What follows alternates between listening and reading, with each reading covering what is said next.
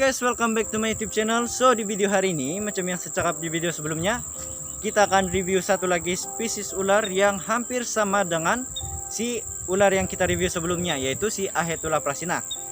Cuma ular ini dia memiliki sedikit perbezaan. So macam mana perbezaan dia, kita akan tengok. Saya bawa ular, kita tengok sama-sama. Oke, jom. So jadi inilah ular yang saya maksudkan tadi.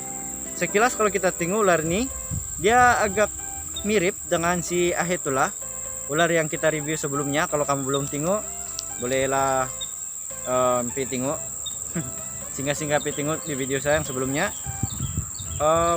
Cuma perbedaan dia di sini yang begitu ketara adalah dari segi warna dia dan bentuk kepala dia. Oke. Bentuk kepala si Ahaetulla itu kan dia agak sedikit berbentuk macam anak panah, dia macam tirus sedikit. Tapi ini dia macam apa? Macam kepala cicak kalau saya tengok saya. Oke, dan mata dia juga tidak berbentuk horizontal, dimana kepala si biji mata si ini ular ini berbentuk bulat. Oke, dia dapat di sana kan lampu terang matahari. Oke, tapi kalau kita tengok corak dia ini hampir sama dengan corak yang ada di badan si Ahaetulla. Oke, mungkin kamu tidak nampak berapa sebab agak blur dan cahaya yang berlebihan mungkin. Oke, oh ya, untuk nama ular nih kita panggil dia sebagai whip snake ataupun Dryopyops. Nah, Dryopyops ini ada dua spesies, yaitu Dryopyops rubescens, nih yang saya pegang, Dryopyops rubescens, dan yang kedua yaitu Dryopyops philippines. Kedua spesies ini boleh kita jumpa di kawasan Asia Tenggara, yaitu si Dryopyops philippines boleh kita jumpa di Philippines, dan si Dryopyops rubescens ini kita boleh jumpa di Malaysia, Indonesia, dan Thailand. Kalau kita tengok untuk si spesies untuk si Dryopyops nih, dia punya muka nih hampir sama dengan si Dryopyops philippines. Cuma kalau kita tengok betul-betul ada perbedaan yang boleh kita jumpa. Banyak sebenarnya. Cuma kalau yang setakat tengok begini susah sedikit kita nampak perbedaan ya.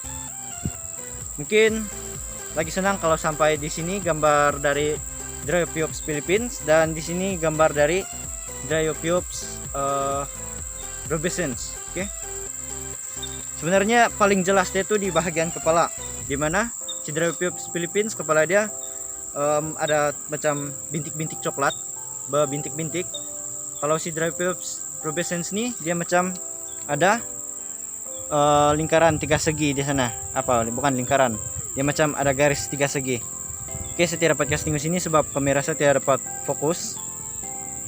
Nah, mungkin sampai gambar sini saja supaya lebih jelas perbandingan dia. Oke. Selain itu, si Dryopyops rubescens ini masih tergolong dalam golongan LC atau kita sebut sebagai least concern. Kata lain dia ular ini masih banyak kita boleh jumpa spesies dia di sini. Manakala untuk si Dryopyops philippines itu sudah tergolong dalam golongan VU, yaitu vulnerable, atau kata lain dia sebagai golongan yang sudah terancam. Nah, jadi disinilah dimana tanggung jawab kita sangat diperlukan untuk tidak membunuh si ular itu. Kenapa? Kalau kita bunuh ular itu, berkemungkinan besar spesies dia akan pupus. Oke? So itulah kenapa tanggung jawab kita sebagai manusia juga perlu ada untuk menjaga kelestarian alam supaya spesies dari si Dryopyos philippines dapat kekal sehingga beberapa abad ke depan. Betul kah? Ya lah, begitulah kan. Oke. So kedua spesies ini memiliki ciri-ciri yang sama, di mana kedua spesies ini adalah spesies ular arboreal, atau kata lainnya dorang habiskan masa lebih banyak di atas pokok berbanding di tanah. Cuma dorang akan turun ke tanah bila dorang mencari air. Oke. Untuk makanan dia, ular ini makan cicak, katak, dan terkadang dorang juga makan lintah. Oke. Itulah keunikan dari si ular nih, Dryopyos. Satu keunikan yang ada di ular nih, yaitu spesies ini tergolong dalam golongan ular parthenogenik, atau kata lain dia, ular ini tidak memerlukan pasangan untuk bertelur. Parthenogenik ya, kalau saya silap begitulah dia punya sebutan, parthenogenik, dimana tanpa pasangan pun dia boleh bertelur. Unik kan? Dan ular ini dia boleh bertelur dari 2 butir hingga 6 butir. Dan menurut kajian, telur dorang akan menetas lebih kurang dari 8 hingga 14 hari. Oke, tapi guys, ikut pengalaman saya ada pernah jaga satu telur. Itu saya kasih tetas, dia ini dari spesies bronzeback, dimana telur tuh saya jaga mulai dari ibu dia tuh, dari tuh mama, dia kasih telur tuh dia bertelur. Nah dari mula keluar tuh telur hingga menetas itu memakan masa dari lebih kurang 75 hari begitu. Oke, saya jaga sampai menetas itu lebih kurang 75 hari. Dan itu memakan waktu yang sangat lama, tapi dan ular sudah sangat besar sekarang lah. So kalau kamu mau tengok nih ular macam mana sudah dia punya besar, itu kamu boleh nampak di Instagram saya. Untuk kamu yang belum follow, bolehlah follow Instagram saya kanan. Itu mungkin sampai di sini Instagram saya. Di sana cara post banyak pasal binatang. So kalau kamu mau tengok, bolehlah follow. Oke, kita kasih terus lagi. Untuk jangka hayat dari ular nih, menurut kajian, ular nih boleh bertahan dari 8 hingga 12 tahun. Mungkin agak lama bagi saya. 8 hingga 12 tahun itu lama. Tapi ada satu fakta di mana saya pernah dengar. Ini fakta dari reptiler, di mana ular nih dia akan lebih bertahan lama sekiranya dia berada di alam. Tapi kalau kita simpan dia, jangka hayat dia itu akan berkurang. Sebagai contoh, mungkin di alam dia boleh hidup selama 12 tahun begitu. Tapi bila kita kurung dia, mungkin dia akan bertahan hingga 9 hingga 10 tahun lagi begitu. Kenapa? Saya pun tidak pasti. Mungkin disebabkan dari stres yang ada pada si ular. Biasanya itulah, mungkin dari stres dia dan pemakanan dia, dan itulah mungkin sebab-sebab dari kenapa jangka hayat dia boleh pindik. Itu pun kalau betul lah, cuma itu yang saya cakap adalah fakta dari reptilers yang pernah saya dengar. Oke, geng, saya rasa untuk ular nih sampai situ saja yang saya boleh review, yang kita mau cakap ulas pasal ini ular. Saya rasa itu saja. So sebelum saya end video ini, saya ingin mengucapkan ribuan terima kasih untuk semua supporter saya yang sudah subscribe video saya, channel saya, dan yang sudah setia tengok setiap video yang saya post.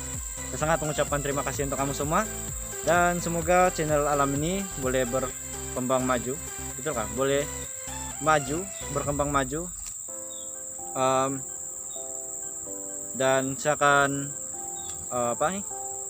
saya akan post banyak lagi video mengenai beberapa spesies ular supaya tujuan saya supaya kita banyak yang kenal spesies-spesies ular ini dan kita dapat menghargailah keindahan alam ciptaan Tuhan, dan kita juga dapat menghargai binatang yang hidup.